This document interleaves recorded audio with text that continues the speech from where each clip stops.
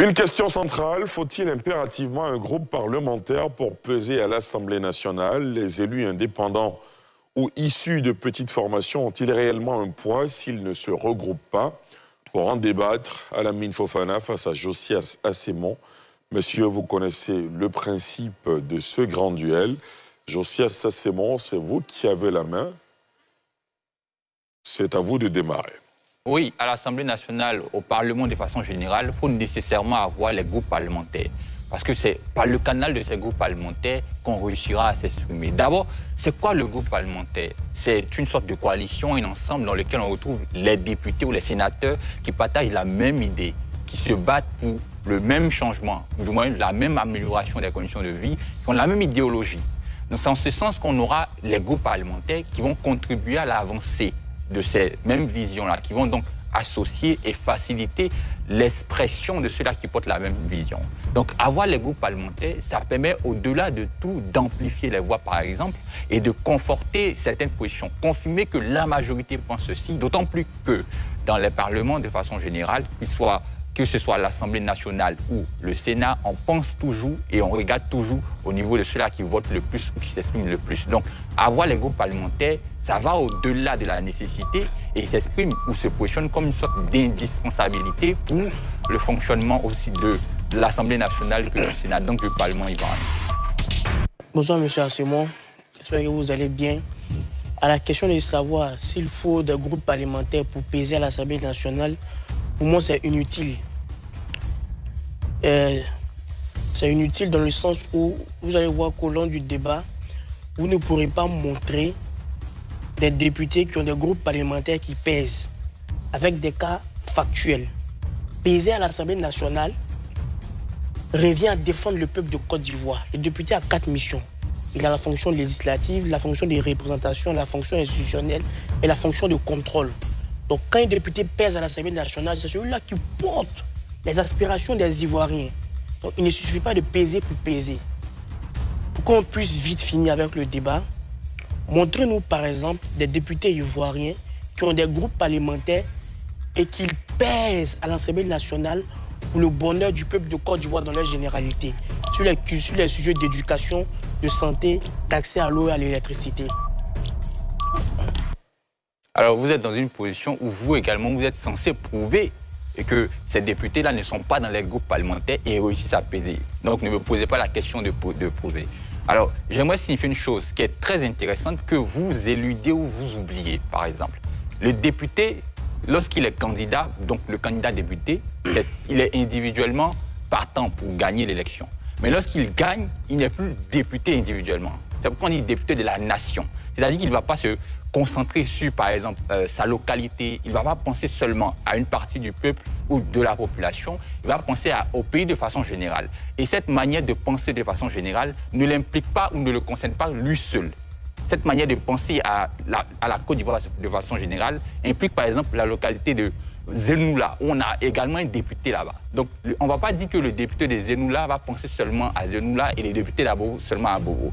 Ce que je veux dire par là, c'est que lorsqu'on se réunit dans les groupes parlementaires, on a plus la vocation ou on réussit facilement à accomplir le rôle du député national qui est de penser de façon générale avec des visions identiques, similaires sur les sujets qui sont proposés.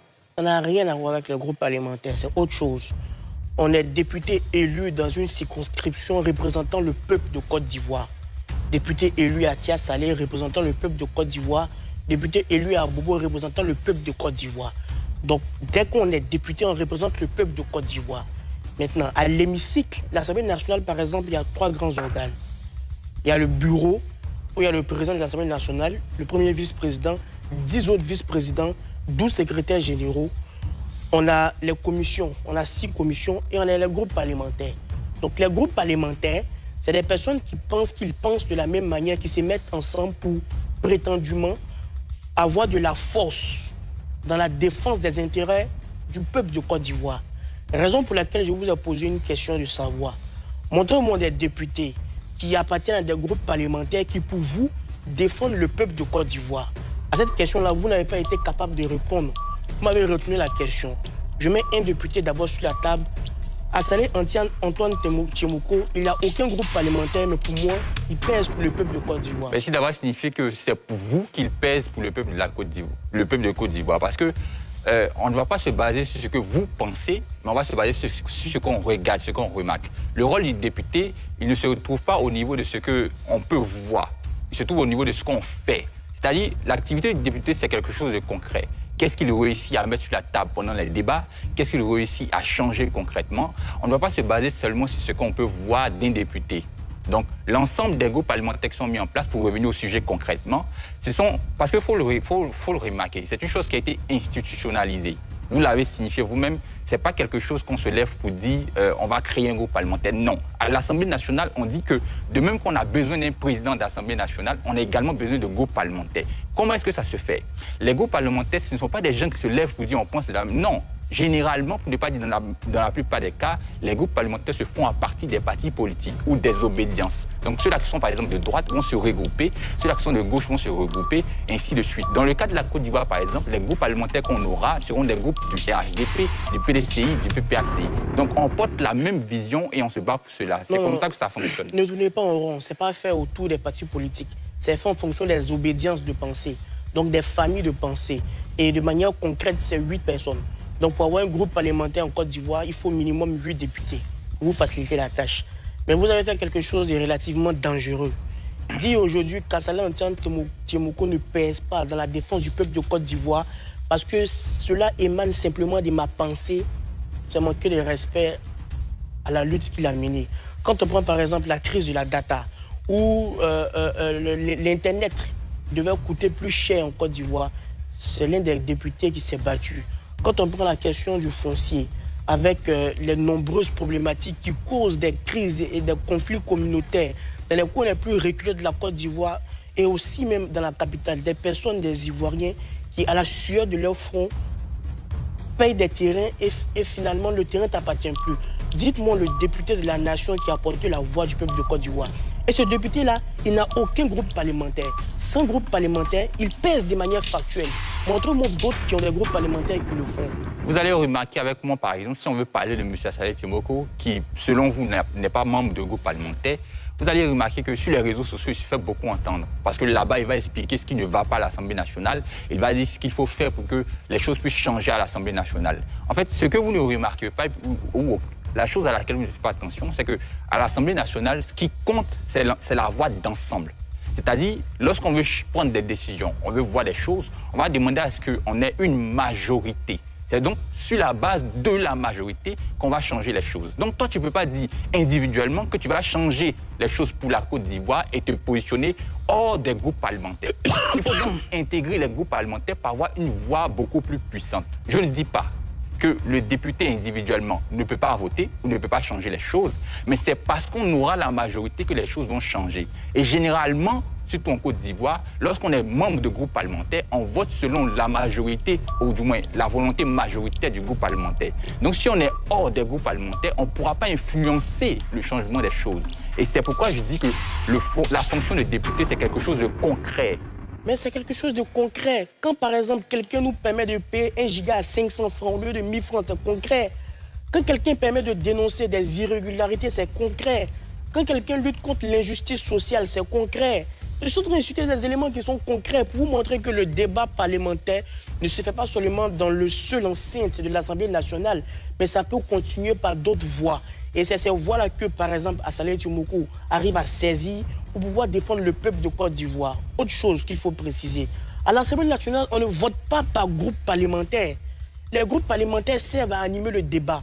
Donc on demande par exemple quelle est la position de ce groupe parlementaire sur telle question. Mais lorsqu'il s'agit de voter, le vote se fait de manière individuelle. On ne vote pas par tel groupe parlementaire a voté tel non. Les groupes parlementaires servent à enrichir le débat, à accentuer une position. Mais force est de reconnaître qu'un seul individu, par la sincérité de servir le peuple de Côte d'Ivoire, par la pluralité de saisir les canaux de lutte, peut peser plus de manière concrète à l'Assemblée nationale qu'un groupe parlementaire. Non, n'extrapolez pas ce que j'ai signifié d'abord. Je vais revenir à ce que vous avez signifié, mais n'extrapolez pas ce que j'ai signifié. J'ai plutôt dit que la majorité des voix qu'on aura pour les votes pattes généralement des groupes parlementaires. C'est-à-dire la vision qu'il y aura dans ces groupes parlementaires-là va déboucher en voie, en victoire qui sera portée par rapport aux sujets qui seront abordés. C'est ce que je dis. Et vous l'avez signifié. Les groupes parlementaires sont là pour animer les débats. C'est donc relativement à ces débats qu'on aura des votes. Et je dis que dans ces groupes parlementaires, les visions qui sont pensées, qui iront pour être majoritaires, vont gagner, vont changer les choses. C'est ce que je signifiais. Alors, pour revenir concrètement, lorsque vous dites qu'individuellement on peut changer les choses, c'est ce que je signifiais. La fonction du député, c'est quelque chose de concret. Ce n'est pas sur les réseaux sociaux qu'on est député. C'est-à-dire, ce n'est pas là-bas qu'on va changer nécessairement les choses. On peut. M. Saleh Timboko l'a démontré, mais ça ne suffit pas. C'est aujourd'hui la raison pour laquelle lui, il se positionne pour pouvoir apporter beaucoup de personnes, membres de ADC à l'Assemblée nationale. Et avec tout cela, ils pourront constituer un véritable groupe parlementaire qui, ensemble, pourra mieux porter la voix de la Côte d'Ivoire et changer les choses. Voici la raison pour laquelle il fait tout ce travail qu'il est en train de faire actuellement. Il est conscient que lui seul... Vous avez une vision limitée de ce qui est la mission d'un député. Je vous ai cité 4 missions. Par exemple, amender le budget se fait à l'Assemblée nationale. Voter les lois se fait à l'Assemblée nationale. Mais représenter le peuple de Côte d'Ivoire se fait pas à l'Assemblée nationale. Représenter le peuple de Côte d'Ivoire se fait dans les quartiers, dans les villages, dans les campements les plus reculés. La restitution parlementaire ne se fait pas à l'Assemblée nationale. Lorsqu'on va dire aux populations, voici les lois qui ont été votées à l'hémicycle, ce n'est pas à l'hémicycle qu'on le fait. On le fait dans les quartiers. Donc c'est trouver le juste milieu entre la capacité de peser à l'hémicycle et de pouvoir retranscrire ça au sein de la population. Ce qui est intéressant avec ce débat, je vous ai mis au défi. C'était au moins un seul député de la nation qui pèse pour le peuple de Côte d'Ivoire par le privilège du groupe parlementaire. Vous avez eu 5 minutes d'intervention. Vous n'avez même pas été capable de citer un seul député. Moi, j'ai pu au moins citer un député qui n'a pas de groupe parlementaire, mais qui, dans la conscience commune et dans la réalité concrète, pèse pour le peuple de Côte d'Ivoire. Félicitations, bravo à vous, Monsieur Josias Assemoa et Alamine Fofana, pour la qualité de vos arguments et de vos convictions que vous avez bien défendues au cours de ce grand duel. Merci d'être venu sur le plateau de La Quotidienne ce soir. Mohamed Nour Dirasouba, Alamine Fofana, Josias Assemoa, Barthélémy Gogognon, Alassane Drabo.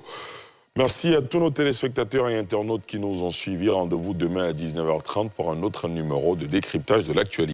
Si ce contenu t'a plu, abonne-toi et active la cloche de notification pour ne rien rater.